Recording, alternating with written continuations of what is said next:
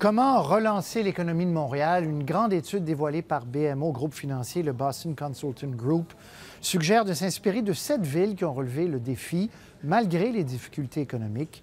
François Cormier explique. Elles sont 7 villes comparables à Montréal qui ont su se relever. Melbourne en Australie, Manchester en Angleterre et les villes américaines de Boston, Pittsburgh, Philadelphie, Seattle et San Diego.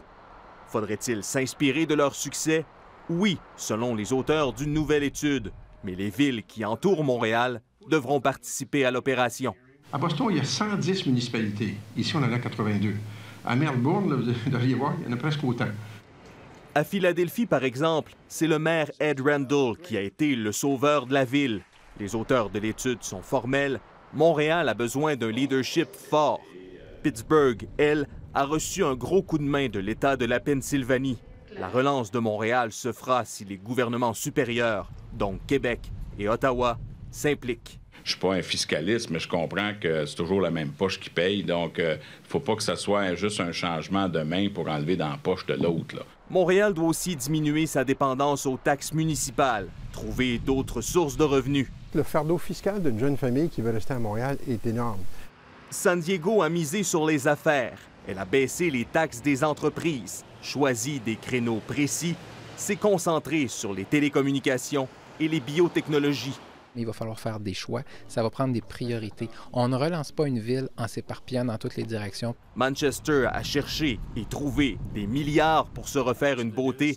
Des intérêts privés, comme le club de soccer, ont financé des infrastructures. C'est pas juste de remettre en état celles qui sont détériorées, mais de compléter les dispositifs de transport en commun.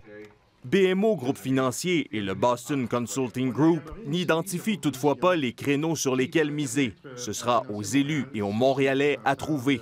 Tout ça ne se fera pas rapidement.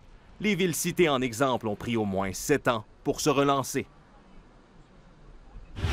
Et François, le maire Coder qui était à Ottawa aujourd'hui. Oui, il y est toujours d'ailleurs parce que demain se réunissent les maires des grandes villes canadiennes. Mais il est passé par un endroit aujourd'hui qu'il connaît bien. Il était visiblement heureux d'y être, la Chambre des communes, donc le Parlement canadien. Il a d'ailleurs des rencontres aujourd'hui. Rencontre avec le ministre Christian Paradis, rencontre aussi avec le ministre Denis Lebel. Il n'a pas voulu trop nous dire s'il sera question du pont Champlain. Il dit que ce n'est pas l'unique sujet sur lequel il va parler. Il va parler aussi de Poste Canada. D'ailleurs, on peut écouter M. Coder. Je m'en viens parler de Poste Canada pour dire à quel point que ça n'a pas de bon sens, le fait de couper la livraison à domicile. On va parler de sécurité ferroviaire. On va parler de logement parce que le gouvernement coupe des fonds dans le logement. Puis on va parler également de toute la question d'infrastructure. M. Coder nous dit qu'il va parler aussi de son voyage à Haïti parce qu'il s'en va du côté d'Haïti dans une semaine et demie.